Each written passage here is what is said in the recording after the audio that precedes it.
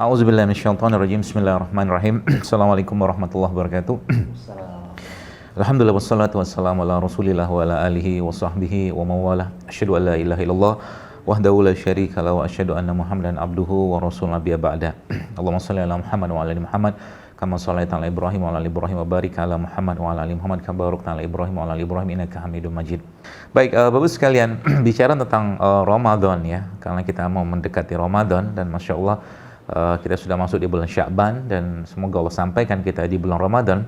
Ya, kita tahu bahwa Ramadan adalah bulan yang sangat luar biasa ya, sangat luar biasa. Kenapa sangat luar biasa? Tadi mungkin ada Ustadz Budi menyampaikan ini bulan Quran, bulan sedekah, bulan kebaikan ya. Kalau mungkin bahasa saya di bulan hamil juga gitu ya. Bulan hamil Ustaz. Ya, karena secara sains ya, secara sains memang ternyata puasa itu memang meningkatkan kesuburan. Itu satu, ini pembukaannya dulu ya. Kemudian secara sains bulan Ramadan itu atau Ramadan atau puasa adalah detox terbaik. Jadi saya sering menyampaikan begini. Jadi konsep dasar dari manusia, khususnya kita sebagai mukmin ya, orang beriman pada Allah, adalah Allah Subhanahu wa taala sudah memberikan software atau hardware-nya kepada kita ya. Software itu berupa apa, tanda kutip saja, berupa syariat yang Allah perintahkan atau dicontohkan Nabi kita sallallahu alaihi wasallam. Hardware-nya apa? Hardware itu nanti kita akan bahas. Ini masalahnya apa? Kenapa Ramadan di Indonesia menjadi bulan kita justru malah ada tanda-tanda di situ tapi kita nggak baca. Contoh, kapan waktu yang paling rumah sakit sepi ya, di 11 atau di 12 bulan itu Ramadan. Orang tidak banyak makan, orang sibuk dengan amalan-amalan dan banyak juga keluar rumah. Itu yang pertama. Yang kedua, Ramadan ini Bapak sekalian dibandingkan dengan 11 bulan yang lain, itu ternyata justru malah ada tanda yang unik, yaitu inflasi kita malah paling tinggi bulan Ramadan. Inflasi ini kan konsumerisme.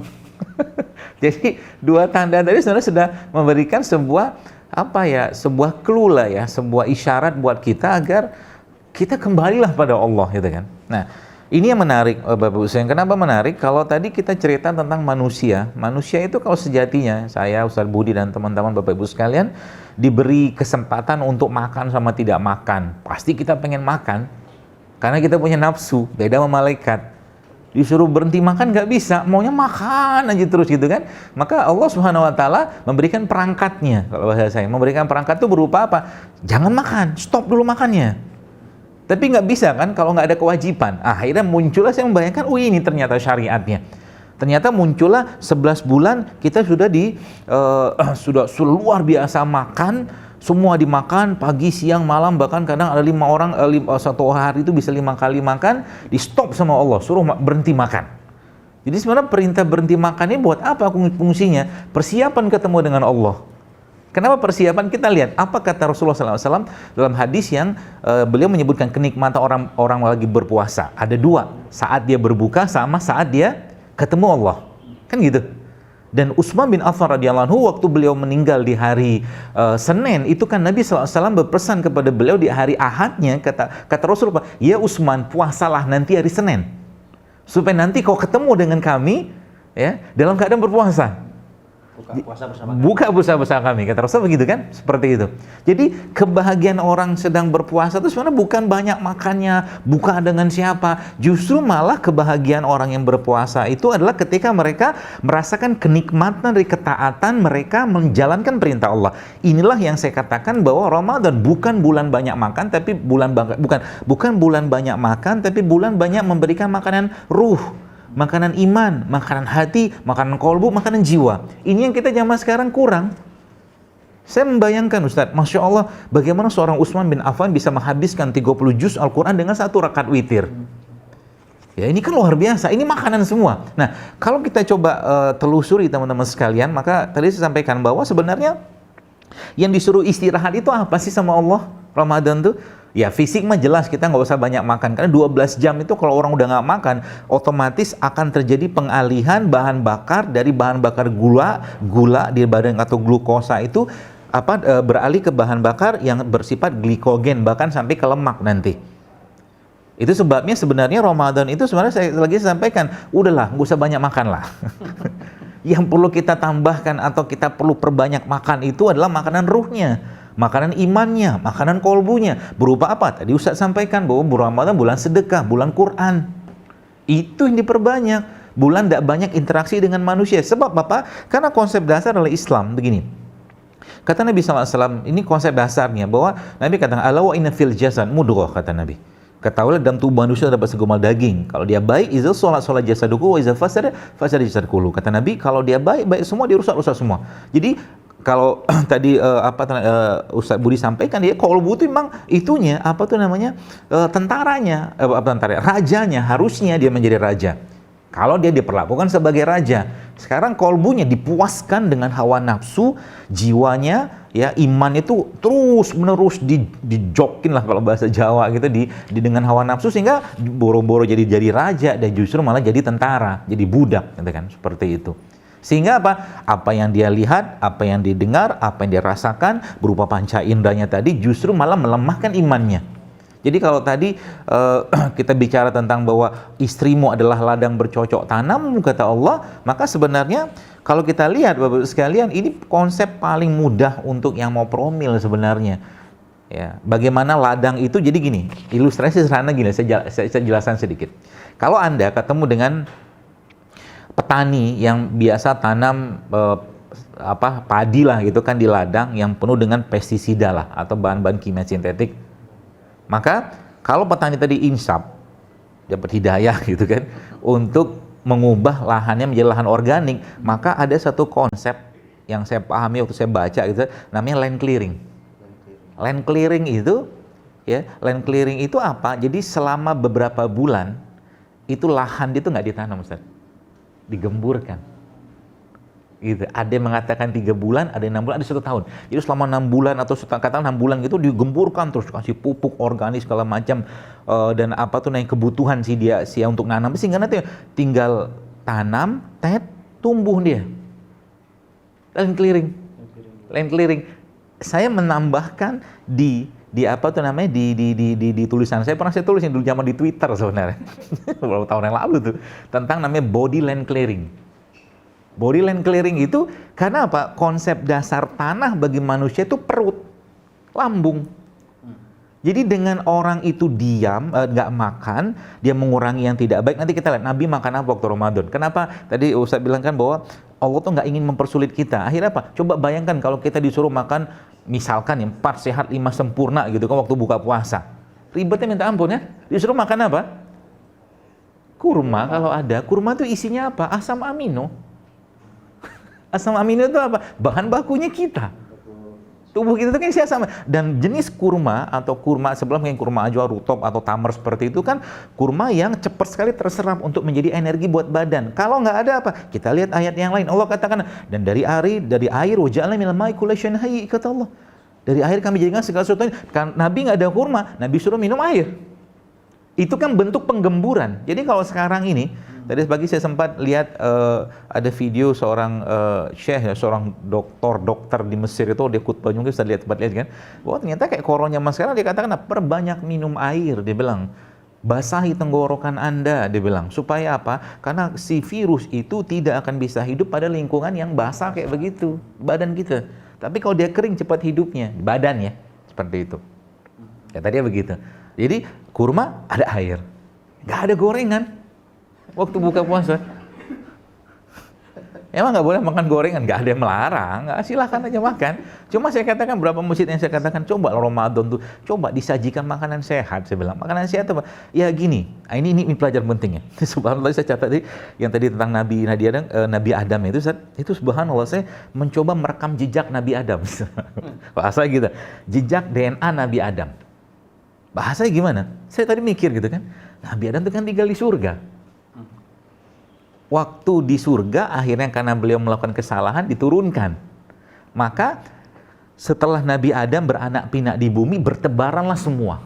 Jadi kita ini punya rekam jejak DNA-nya bahan-bahan di surga. Kan gitu? Bahan-bahan di surga apa? Ada susu, ada jahe, ada madu, ada khamar yang tidak mabukkan. Yang mungkin di Indonesia ada namanya tape. Kalau di mungkin, nah nanti itu hubungannya apa? Nanti rekam-rekam jejak tadi itu akan menjadi bagian dari gen kita. Tapi masalahnya kan anak Nabi Adam kan nggak tahu tuh, saya lupa tuh, Nabi Adam diturunkan di mana tuh? Sebulan mungkin di India lah kata misalnya itu ya. Nah itu kan sampai akhirnya ketemu lagi di mana tuh bukit kita betul. Apa? Nabi Adam, Apa? Nabi Adam ketemu sama Hawa tuh di mana? Katanya benar nggak itu? Ya kisah-kisah. Ayolah Israeliat lah. Katakanlah ketemu di satu tempat gitu kan, di Arab lah gitu kan. Tapi kan masalahnya kan Nabi Adam selama perjalanan itu kan akhirnya beranak pinak, kan gitu. Beranak pinak maka otomatis anak pinak Nabi Adam itu kan bertebaran. Katakanlah Nabi Adam awalnya di India, kemudian di Mekah segala macam, misalkan lah gitu-gitulah cerita-ceritanya begitu, kita nggak tahu ya, nggak penting juga. Intinya apa? Anak-anak pinak Nabi Adam ini pasti salah satunya ada yang menjadi leluhurnya Indonesia. Kan gitu. Maka pertanyaannya, Indonesia nih Allah ciptakan apa di sini? Ini hubungan nanti dengan apa yang perlu kita makan waktu Ramadan, Ustaz. Jadi saya sempat diskusi dengan seorang guru kemarin, saya bilang, berarti, saya bilang sama beliau kan, berarti orang yang tinggal di satu tempat itu cocoknya makan apa yang Allah tumbuhkan di tempat itu. Kecuali ada rekam jejak dari nabinya. Contoh mungkin, di surga kan ada kurma. Ada kurma, ada madu. Maka ada hadis Nabi, kita dianjurkan makan kurma ajwa. Minum madu gitu kan, karena memang isinya asam amino. Susu juga sama, tapi susu apa? Ya susunya tentunya susu yang sehat gitu kan, seperti itu. Itu rekam jejak. Jadi Ramadan ini kalau boleh saya katakan ya, tadi ada bulan promil, bulan sedekah, bulan Quran, juga bulan detox dan juga bulan asam amino. Kenapa? Karena konsep dasar badan kita itu kan asal asam amino semua. Ya. Asam amino. Nanti itu sebenarnya pembahasan terakhir. Saya loncat-loncat, terlalu banyak yang saya mau sampaikan. Gitu. Jadi bulan asam amino. Nah, dan asam amino kita bisa dapatkan dari mana? Atau mineral itu dapat dari mana? Dari apa yang Allah tumbuhkan. Contoh, kita mau bikin kayak apa juga, pohon kurma di Indonesia gak bakal bisa mencapai suhu seperti suhunya kurma ajwa. Kurma ajwa itu kan bisa suhunya 40-50. Baru dia bisa matang kayak begitu. Maka dia panas kan, kurma ajwa itu. Jadi kata Nabi apa? Panasnya ini kurma didinginkan dengan semangka atau timun. Itu konsepnya kayak begitu. Maka kalau ada kurma ajwa gitu kan, yang memang karena memang penelitian tentang kurma ajwa itu memang spesifik banget. Ini khusus kurma ajwa, Ustaz. Khusus kurma ajwa, dan dia memang kalau saya katakan tadi, ketika masuk ke badan kita dengan asam amino sebagus kayak begitu pasti menggemburkan tanah. Makanya kurma memang disebut sebagai superfood. Karena di Arab susah tumbuh kayak Indonesia, jahe susah tumbuh, apalagi lengkuas, serai, rimpang susah tumbuh. Maka Allah ciptakan satu minuman atau makanan khusus sana yang kita sebut dengan kurma tadi, untuk memenuhi kebutuhan orang di sana. Tapi rekam jejak yang kalau kita sekarang loncat dulu ke gen DNA-nya orang Indonesia dalam hubungan sama Ramadan, apa itu? Gen orang Indonesia ini kan gen rimpang, gen rempah. Gitu. Maka di sini apa yang terjadi? Gen rempah rimpang ini Allah suburkan bumi kita ini dengan sumber mineral terbaik yang Allah titipkan di bumi Indonesia ini, yang berasal dari apa? Gunung. Gunung. Maka negeri ini negeri yang berlimpah dengan, kalau boleh saya katakan, rempah rimpang atau produk yang punya kemampuan anti kanker semua.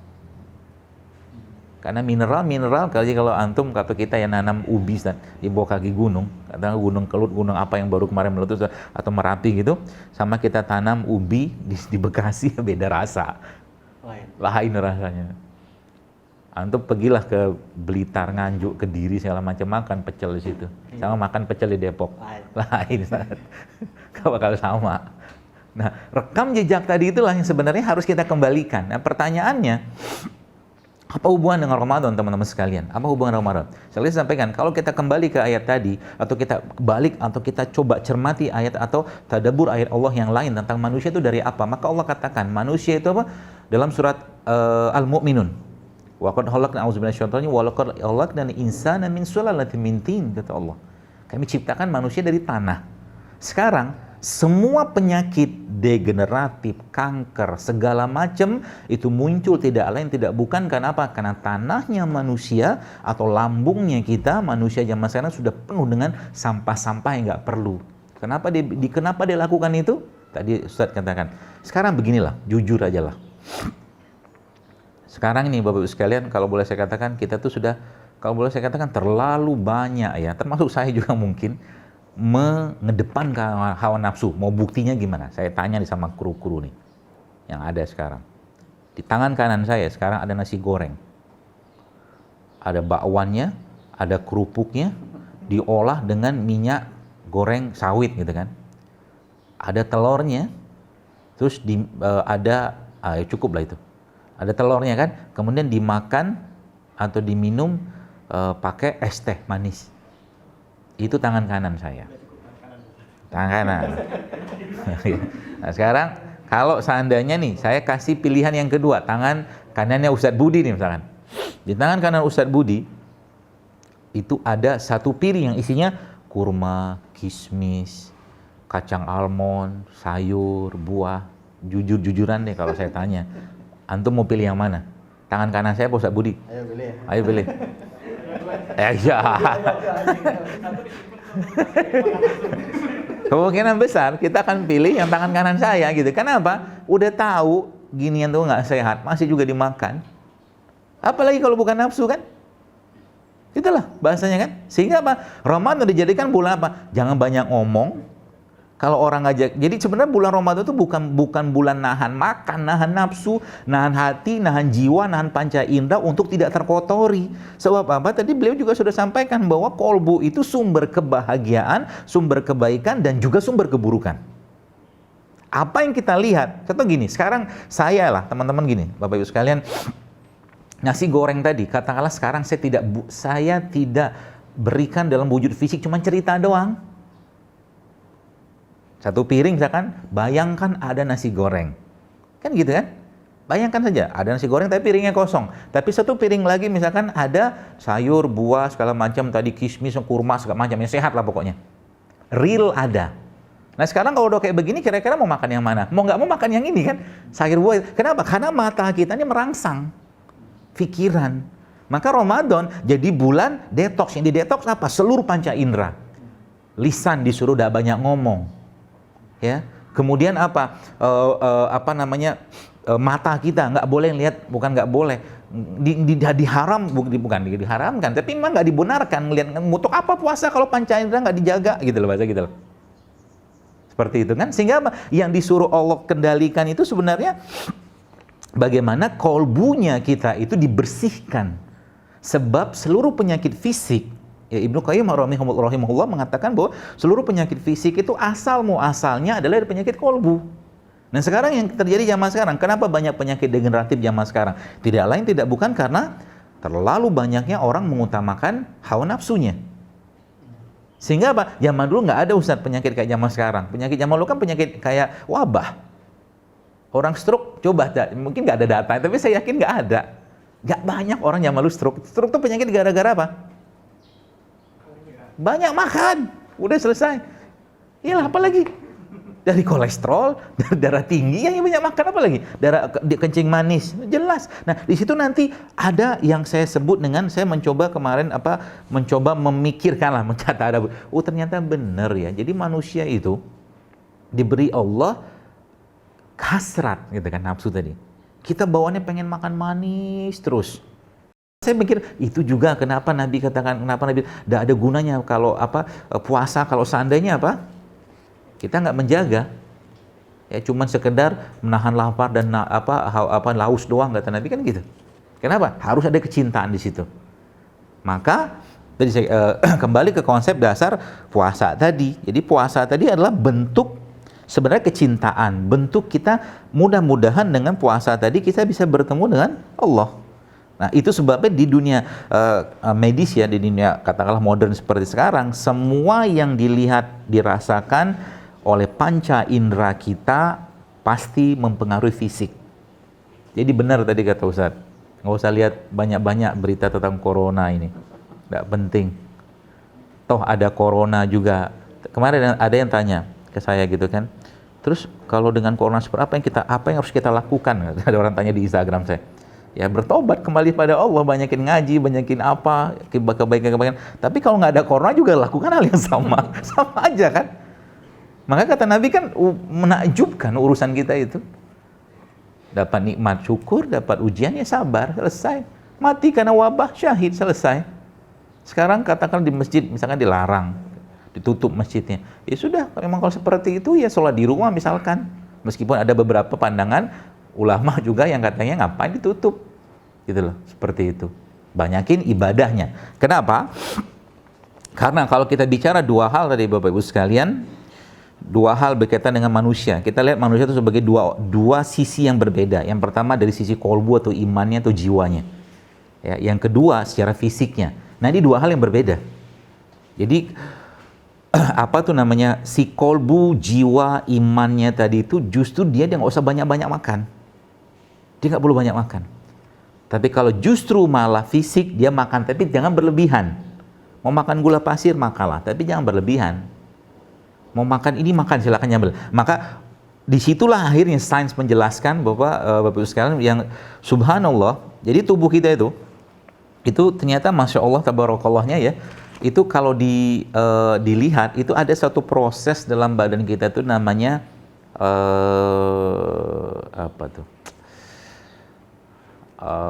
lupa sih, bunuh diri terprogram sel, nah, gitulah.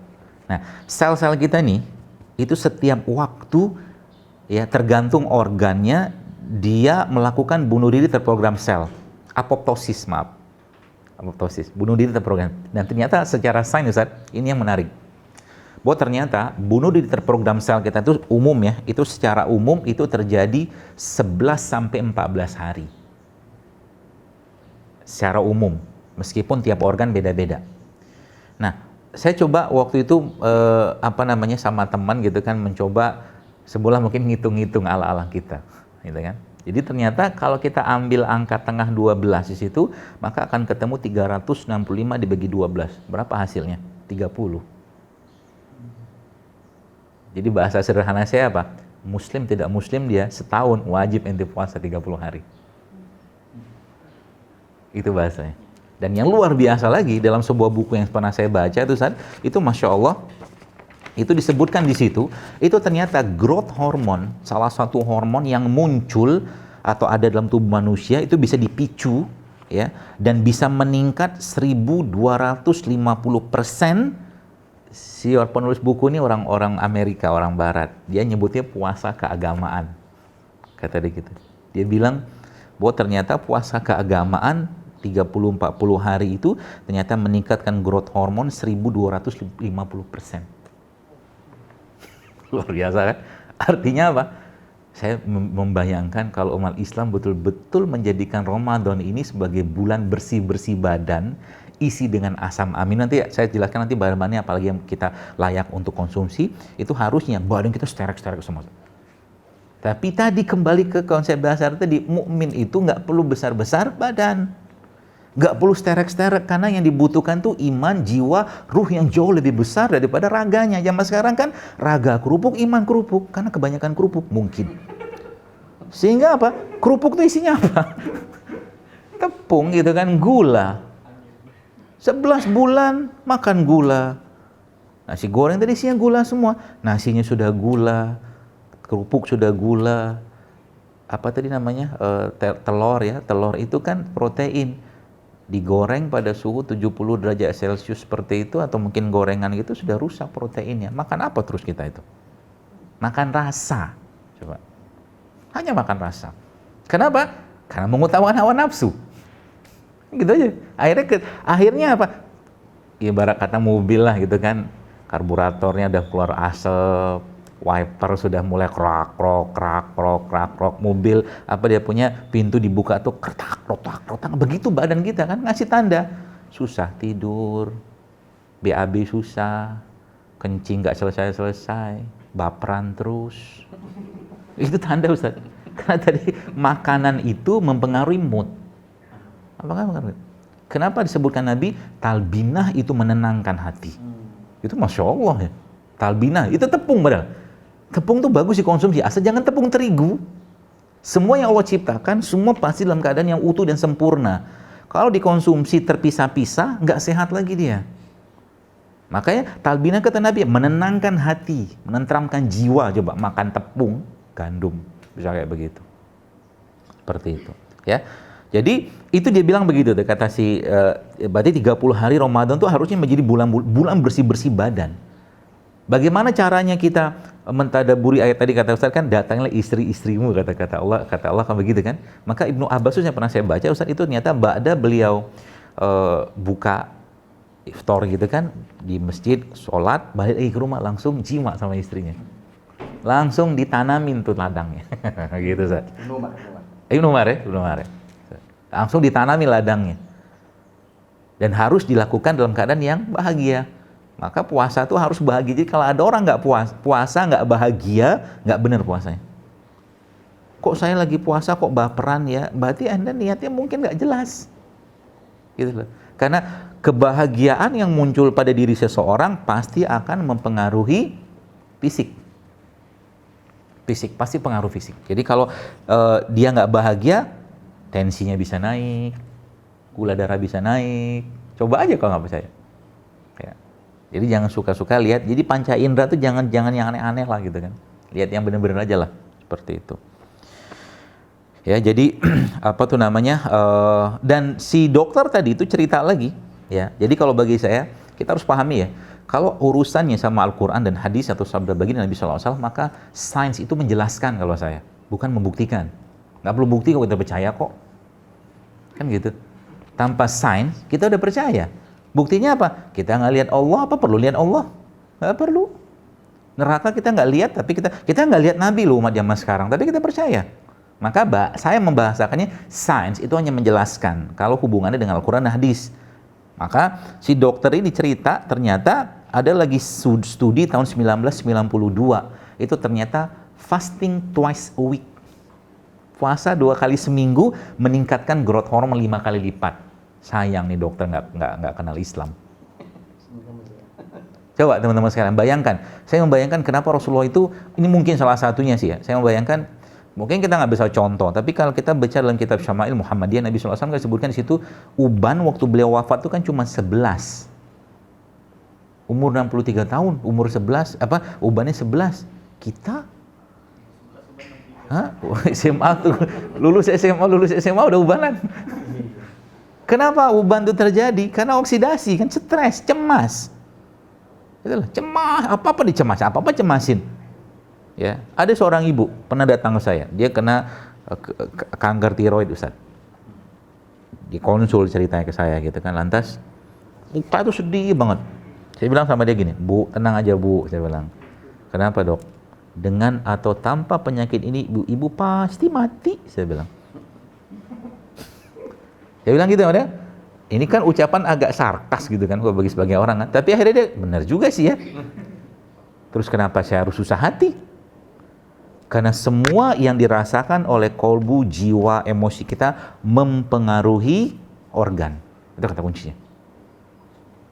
Jadi jangan sekarang nih, saya kadang-kadang ini ya orang nih, wallahu a'lam sih, na'udzubillah, semoga Allah lindungi Indonesia, yang mati karena corona itu kan tadi saya baca tuh 55 orang tuh kabarnya. Tapi ini kalau dibiarkan kayak begini terus, ini akan muncul satu penyakit baru namanya corona stress. Stres corona. Ya. Apa harus ditakutkan? Ya ikhtiar wajib ya. Kita ikhtiar wajib, sabar, tawakal tetap, tapi jangan pula berlebihan. Ya, kenapa? Karena ketika dia mulai cemas berlebihan, gula darah naik, tekanan darah naik, nanti kelemahan pada organ-organ, akhirnya apa? Yang dimakan pun tidak akan bermanfaat. Itu ngerinya. Kalau sudah dimakan tidak bermanfaat, tubuh tidak lagi mendapatkan asupan dari fisik, dari makanan yang sehat segala macam, karena orangnya stres. Bapak Ibu sekalian, Anda tidak akan bisa merasakan lezatnya satu makanan kalau makanan itu dimakan dalam keadaan stres. Itu sebabnya dalam Islam, kita disunahkan makan itu dalam keadaan apa? Duduk loh. Karena orang duduk sama berdiri, itu sudah beda fisiologis hormonnya. Orang berdiri, dia alert, waspada, adrenalin lebih dominan. Orang duduk, tenang dia. Kalau mau tenang lagi suruh baring. Itu sebabnya kan kalau orang lagi marah kata Nabi apa? Wudu, duduk sambil berbaring kata Nabi supaya tenang gitu loh. Seperti itu. Ya.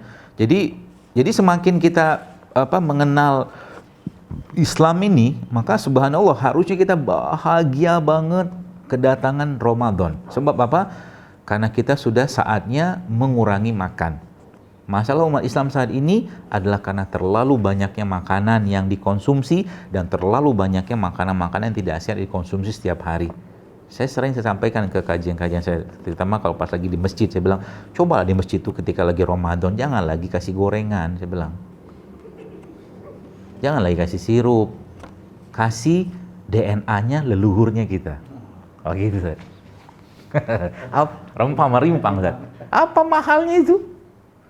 Ya kalau sekarang lagi mahal, jahe katanya 60 kilo, 60 ribu sekilo. Ya, katanya, Masya Allah kan. Nggak tahu apa efek gara-gara JSR-JSR-an ini, nggak tahu lah. Tapi saya bilang ya akhirnya saya lihat beberapa teman-teman dokter saya pun sekarang yang dulunya tuh nggak terlalu nggak terlalu dengan inilah, dengan rempang salam malah minum begituan tiap hari. Alhamdulillah kan efeknya.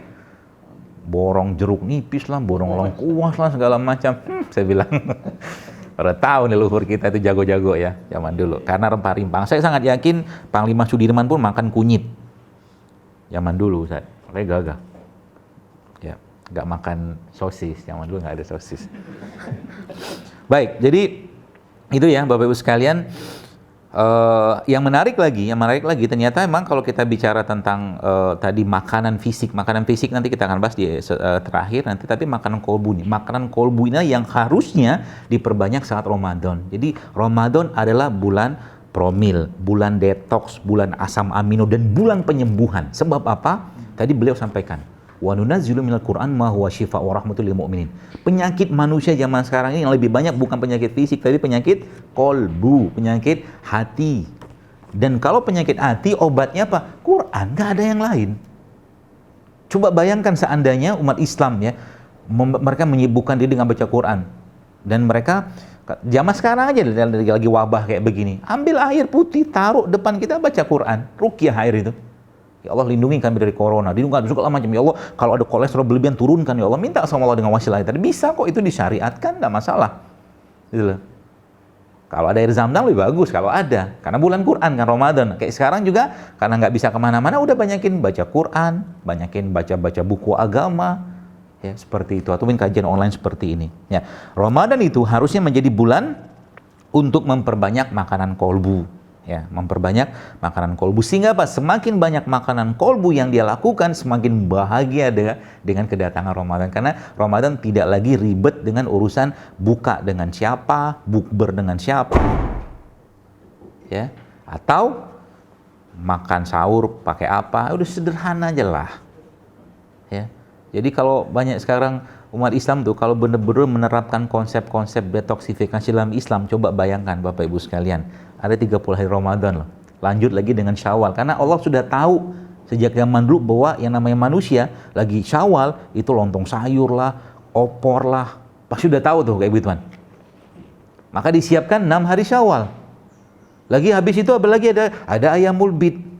Lagi habis itu ada Senin Kamis. Belum lagi puasa sunnah. Belum lagi puasa Daud. Ada 7 toolsnya, coba, Masya Allah. 6 toolsnya. Ramadan, Syawal, Ayamul Bid, Senin Kamis, puasa sunnah, sama puasa Daud. Bayangkan kalau manusia dalam kondisi, saya membagi menjadi 2 tuh, namanya fat state. Fat state itu dalam kondisi orang itu makan gitu kan. Fat state, kalau orang makan, pasti otomatis akan terjadi penaikan insulin. Kenaikan insulin. Apa yang terjadi? Gula akan disimpan di hati, produksi lemak di hati akan bertambah dalam kondisi fat state. Fase makan. Tapi menariknya apa? Fase puasa atau fasting state, insulinnya turun. Jadi Ramadan itu kalau kita kembalikan ke konsep dasar tadi tentang kolbu tadi adalah bulan bersih-bersih hormon. Reset. Udah konslet tuh, sebelah bulan udah konslet. Nggak bisa lagi ngenal mana makanan sehat, makanan nggak sehat. Ya, semua dimakan, dihantam semua. Sehingga kayak laptop lagi hang, ditekan tombolnya, tet, reset semua. Maka apa yang terjadi? Yang terjadi ketika tidak ada makanan yang masuk ke tubuh kita, maka yang terjadi tubuh akan membakar simpanan gula dalam bentuk glikogen, tubuh akan membakar simpanan lemak. Coba, Masya Allah. Itu sebabnya tidak heran orang yang benar-benar mengikhlaskan niatnya untuk berpuasa pasti powerful, Ustaz. Kenapa? Karena ada sahur. Kenapa ada sahur? Sahur itu ibarat kata perintah, wahai tubuhku, nggak ada makan lagi untukmu hari ini, silakan pakai cadangan bahan bakar yang ada. Dia akan cari, ada nggak gula masuk? Nggak ada. Gula nggak masuk, apa yang terjadi? Dia akan pakai glikogen. Glikogen nggak masuk, apa yang terjadi? Dia akan pakai cadangan lemak. Maka sebenarnya kalau Bapak Ibu tahu rahasia ini, saya ajarin caranya ilmunya. Ini ilmu sederhana tapi luar biasa. Begini, Anda punya mobil, Pak. Mobil Anda itu, Bapak sekalian, jemaah sekalian, Anda punya mobil, yang mobil itu bahan bakar totalnya 40 liter. Oke? Bahan bakar totalnya 40 liter. Nah, sekarang ada 10 liter tangki cadangan. Ini, 10 liter. Ada 30 liter tangki utama. Tangki utama, tangki cadangan. Nah, gitulah. Nah, sekarang pertanyaannya, bagaimana caranya kita bisa menggunakan tangki cadangan ini?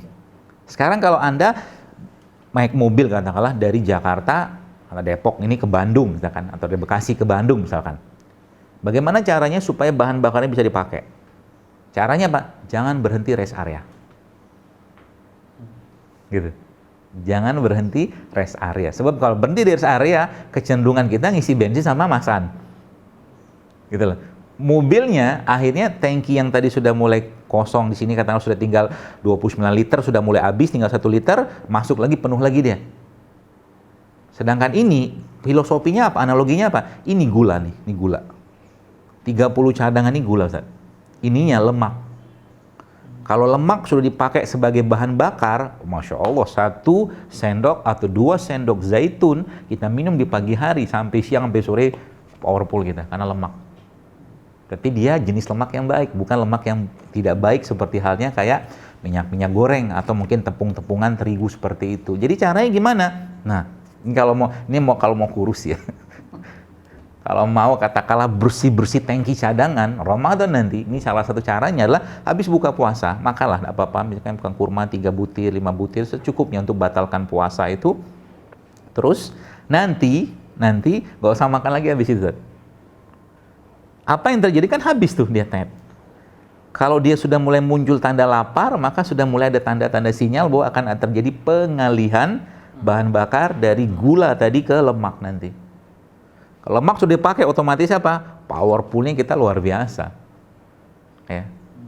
Powerful, sehingga nanti apa? Kalau mau makan lagi sebenarnya, ya kalau ini bisa Anda pakai, tapi tidak berlaku bagi orang yang kurus banget, jangan. Krempeng nanti dia. Jadi nanti dia makan lagi kapan? Waktu sahur. Makannya waktu sahur, otomatis bisa dikatakan selama 24 jam tubuhnya kayak berada pada fase puasa terus. Bagi laki-laki nih, Ustaz, apa yang terjadi Bapak Ibu sekalian? Testosteronnya kan bush naik. Bagi perempuan, iya, 24 jam dia katakanlah dia dibiarkan dalam kondisi fasting state kayak begitu, hormon-hormon dia itu satu persatu seperti teriset. Coba. Tapi ini butuh apa? Butuh kemauan. Ya. Tiba-tiba gitu kan, habis tarawih gitu kan, muncul tuh lontong, nasi goreng. Nah, itu godaan di situ. Makanya puasa itu berat. Betul berat. Dan karena dalam Islam itu, kalau saya perhatikan, semakin berat suatu amalan, semakin besar pahalanya.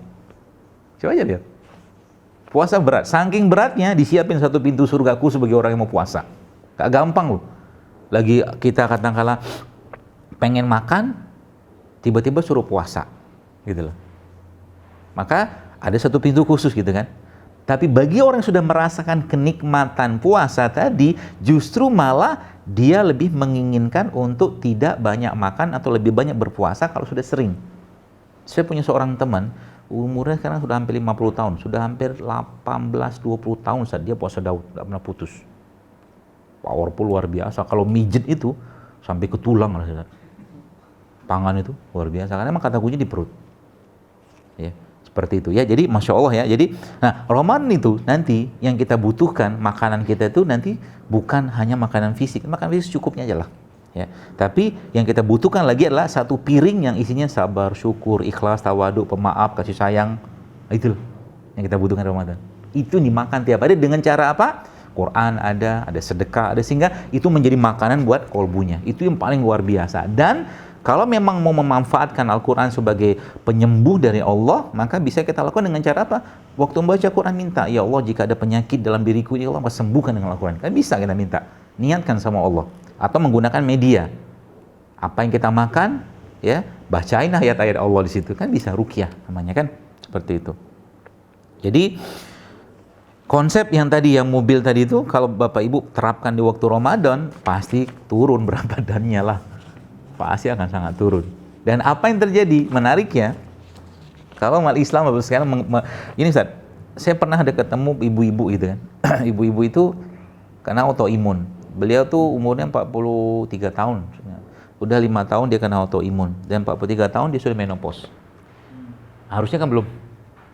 Asbabnya karena penyakitnya itu, karena obat-obatan yang terlalu mungkin over yang beliau makan. Singkat ceritanya, beliau ketemu sama saya dan subhanallah, saya coba ajarkan pola-pola sehat ini, katakan puasa segala macam, dan ternyata Masya Allah, adalah 6 bulan kemudian mens lagi dia.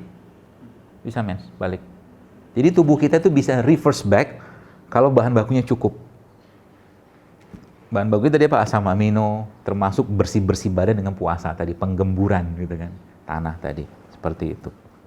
Ya, jadi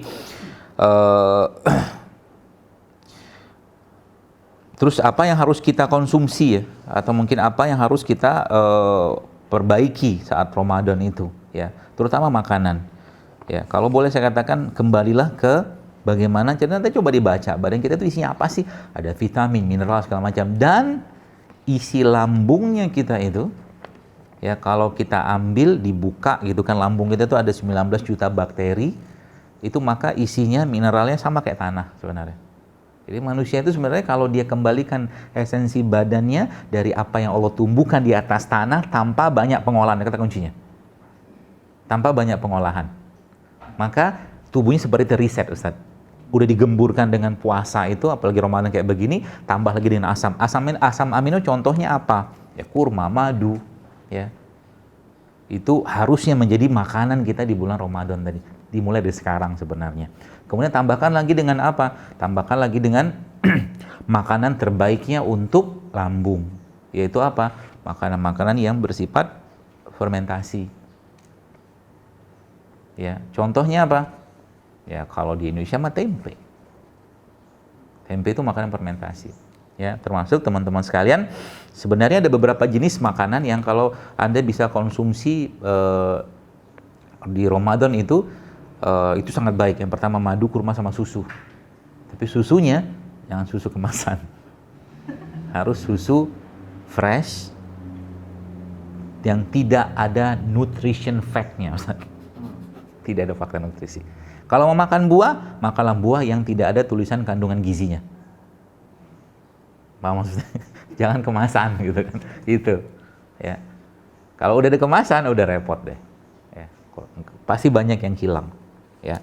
Makanan fermented atau makanan yang fermentasi, tempe ya, seperti itu. Salah satu contohnya. Atau ya beberapa ilmuwan atau mungkin guru-guru saya mengatakan madu pun termasuk makanan atau minuman yang udah fermentasi, termasuk ada satu yang orang sebenarnya kalau Ramadan dikonsumsi sama dia, insya Allah akan banyak sekali terjadi perbaikan pada gennya, yaitu apa Ustaz? Air kelapa. Air kelapa. Air kelapa itu, kenapa air kelapa itu dilindungi sama Allah? Kenapa lindung? Coba lihat air kelapa itu. Kalau kita tadabur air kelapa, ada seratnya, apa sabuknya itu kan, apa namanya? Sabuknya kelapa itu. Di dalam tuh ada lagi nanti cangkangnya, ada kulit lagi, baru di dalamnya ada airnya. Dilindungi banget sama Allah. Sebab apa? Kalau nggak dilindungi, kena oksigen sebentar langsung oksidasi dan langsung fermentasi. Zat. Makanya air kelapa itu kapan waktu terbaiknya diminum? Waktu dipetik dari rahmat Tuhannya. Gitu maksudnya. Dia kan dapat matahari tuh, dapat cahaya panas segala macam dari tangkai-tangkai, dari ranting apa belarak kalau bahasa kampung saya itu kelapa itu, situ Allah memberikan energinya. Jadi ketika putus, buka, minum langsung. Itu waktu terbaik untuk makan minum air kelapa. Jangan disimpan. Sebab kalau disimpan kena udara pasti cepat itu dia asam. Ya. Supaya kelapanya tidak terlalu, supaya kelapanya ini resepnya nih. Nanti saya ajarkan juga cara makan, gak usah banyak-banyak, cuman sangat luar biasa yang bisa menguatkan jantung dari air kelapa, Ustaz, dari kelapanya. Jadi subhanallah, nanti kelapanya itu di blender sama kurma airnya. Apa air kelapa yang paling baik? Air kelapa yang paling baik itu air kelapa yang masih ingusan dagingnya. Mau kelapa hijau boleh, mau apa, itu diminum tadi. Tapi gini, yang jadi masalah sekarang karena lambung manusia zaman sekarang udah banyak masalah, sehingga ketika dia masuk agak chaos badan itu ngolahnya, sehingga banyak orang ada yang habis minum air kelapa tuh malah lemes. Kan gitu. Kata kuncinya apa? Kasih dia mineral. Mineral untuk menyeimbangkan. Dari mana mineral tadi? Dari garam. Tapi jangan pakai garam refinasi. Garam laut atau garam apalah, pokoknya apapun mereka, tapi garam mineral. Ya, garam mineral. Sekarang lagi keren kan garam Himalaya apa segala macam, sea salt segala macam. Itu jadi banyak garam seperti itu. Jadi kelapa tadi di blender sama airnya ya, di blender sama kurma, atau kalau nggak ada kurma kasih madu dia, kasih garam sedikit, dan ada satu mineral ini kalau dapat aja sih, tapi kalau dapat luar biasa tuh kita tambahkan sedikit dengan satu kacang yang tinggi banget mangannya, MN, namanya macadamia, kacang macadamia. Nah, itu nanti coba di browsing. Nah, tambahkan dikit aja tuh, karena macadamia ini nanti dia tambah garam sekali itu perfect match itu. Nah, kalau mau makan nih, makan yang kalau ini agak-agak nyeleneh teman, ini kalau kita kerjakan betul-betul ngenyangkan luar biasa. Caranya gimana? Di luar tadi yang mungkin Bapak Ibu yang mau nerusin puasanya sih ya, habis puasa, buka puasa, nerusin puasa tuh, nanti makan baru sahur. Sehingga nanti urusan kita Quran aja tuh. Kalau lapar gimana? Boleh disuplai. Apakah rasa lapar itu bisa ditekan? Bisa. Kopi bisa menekan rasa lapar, pahit tapi. Teh hijau bisa, ya, atau kayu manis sedikit juga bisa, atau air putih paling gampang, itu bisa menekan rasa lapar. Dan rasa lapar itu letaknya bukan di perut,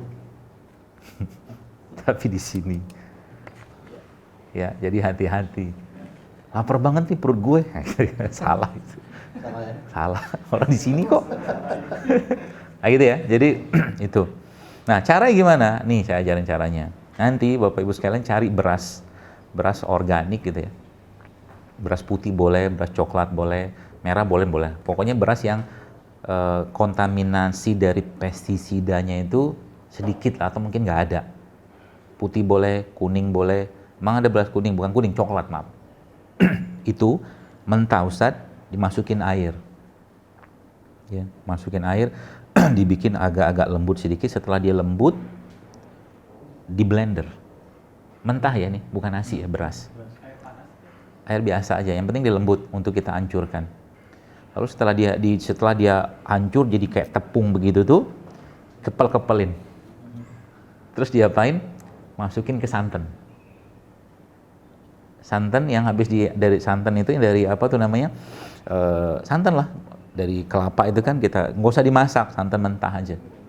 Sebenarnya nggak mentah sih, sudah matang dari Allah itu. Masukin situ, nah modal kita kan kepelan seukuran mungkin telur kampung ya, 2-3 gitu, cemplungin ke situ, kan sudah terlumur dengan santan itu, yang isi beras tadi itu. Nah toppingannya boleh kasih madu. Itu 2 butir itu, 2 saja udah kenyang minta ampun. Tapi yang terjadi apa? Itu makanan yang akan sangat menguatkan jantung. Wah gitu, resepnya kayak begitu. Jadi nggak usah banyak-banyak makan gitu. Kayak gitu aja udah cukup. Kalau sekarang mau nyoba-nyoba, bisa cobain tuh. Ya, jadi nanti itu bisa disimpan di kulkas tuh kalau mau simpan kulkas. Kalau nggak mau repot, ya bisa. Tapi nggak boleh lama-lama juga. Ya, semakin fresh semakin bagus. Gitu. Ya, itu bisa dijadikan makanan. Jika apa di situ karbonya masih ada, masih cukup utuh ya. Ada lemaknya juga, tambah dengan asam amino dari madu atau kurma tadi, insya Allah. Nah, terus bagaimana caranya kita memperbaiki gen kita selama Ramadan ini? Balik-balik ke tadi yang saya sampaikan itu, bahwa rekam jejak DNA kita ini pasti ada hubungan dengan apa yang dulu orang tua kita makan. Apa yang dulu orang tua kita makan. Apa yang Allah tumbuhkan di negeri ini? Coba lihat. Semuanya, sekalian. Komplit. Indonesia ini kalau boleh saya katakan, ini tempat terbaik untuk risetnya herbal. Emang iya kayak begitu. Karena udara kita tuh gampang banget berubah. Jadi kalau mau lihat ketahanan suatu produk herbal atau tumbuhan, memang Indonesia itu tempat paling baik untuk mengadakan riset. Nah, apalagi ada gunung-gunung tadi yang saya ceritakan di awal tadi. Dan tadi bagaimana kita mengembalikan itu semua. Jadi tanah itu, jadi kalau kita lihat kan Indonesia Allah tumbuhkan dengan rempah, rimpang ya, kayak rimpang itu nanti coba di browsing aja betul rimpang, tapi ya jahe, kunyit ya, temulawak, lengkuas itu rimpang ya. Bumbu-bumbu tuh kayak apa? Ya kayu manis, cengkeh, kapulaga. Nah, itulah kalau saya sarankan yang harusnya menjadi minumannya orang Indonesia waktu Ramadan kalau kita mau memperbaiki gen generasi ini. Gitu. Karena orang tua kita minum itu dulu. Dia masih ngecatat tuh tubuh kita itu. Jadi kalau orang yang lahir di sini pasti ada rekam jejak sini. Makanya ada kecenderungan orang-orang yang tinggal satu negeri itu memang sukanya dengan apa yang dimakan oleh mak bapaknya, moyangnya. Seperti itu. Ya, kembalikan ke situ. Dan bagaimana caranya dia bisa mendapatkan tadi saya katakan tetap bisa mendapatkan manfaat. Saya belum trial, tapi sepertinya mungkin lagi kepikiran dapat ide baru nih. Kita bisa bikin minuman ramuan rempah rimpang itu ditambahkan dengan air kelapa. Nah, gitu. Nah, ini resep baru nih. Belum keluar, belum rilis. Nah, kalau itu dikasih tiap Ramadan itu Masya Allah ya, masjid-masjid ya, DKM semua, kalau mudah-mudahan sebelum Ramadan sudah selesai nih wabah ini. Jadi kalau mungkin sekarang kali Ustadz Budi kemarin sempat sampaikan bahwa sekarang Allah menutup rumahnya dengan wabah ini gitu kan. Ya sekarang kita minta sama Tuhan, minta sama Allah agar dibuka lagi rumahnya tadi dengan cara apa? Taubat nih seluruh penduduk negeri. Agar Allah membuka lagi rumahnya. Ya, jadi yang harus dilakukan saat ini mungkin ya selain kita ikhtiar juga penduduk negeri ini harus lebih banyak lagi berbuat kebaikan sehingga mudah-mudahan dengan itu Allah hilangkan wabah ini, mudah-mudahan ya seperti itu. Ya saya kira mungkin itu mudah-mudahan bisa memberikan mendapatkan semangat buat kita khususnya menjelang Ramadan seperti ini dan kita benar-benar kalau saya katakan mari kita challenge ourselves ya, kita menantang diri kita untuk Ramadan ini sudah tidak lagi banyak makan. Buka bersama sama teman-teman kurangilah ya. Kalau nggak penting jangan buka, kalau mau keluarga mah oke lah. Tapi itu pun mikir-mikir sebab kalau sudah buka bersama tuh seringnya makannya udah ngaco-ngaco tuh, ngawur-ngawur tuh. Biasa kayak begitu. Dan mudah-mudahan nanti harapan saya masjid-masjid juga nanti bisa menyediakan makanan-makanan. Makanan Asia itu kan sebenarnya nggak mahal. Ya ubi dikukus, singkong, segala macam itu kan murah sebenarnya. Tidak perlu pakai minyak-minyakan. Karena semua minyak-minyakan yang masuk ke badan kita tuh tubuh kita akan berat sekali ngolahnya. Itu mungkin yang bisa saya sampaikan. Lagi-lagi semoga Allah sampaikan kita di Ramadan kali ini. Dan semoga Ramadan kali ini menjadi Ramadan yang jauh lebih baik dari Ramadan sebelumnya. Sehingga kita bisa merasakan kenikmatan iman, Islam, dan ibadah yang sudah Allah perintahkan dan dicontohkan oleh baginda Nabi SAW dengan lebih sempurna lagi ke depan. Assalamualaikum warahmatullahi wabarakatuh.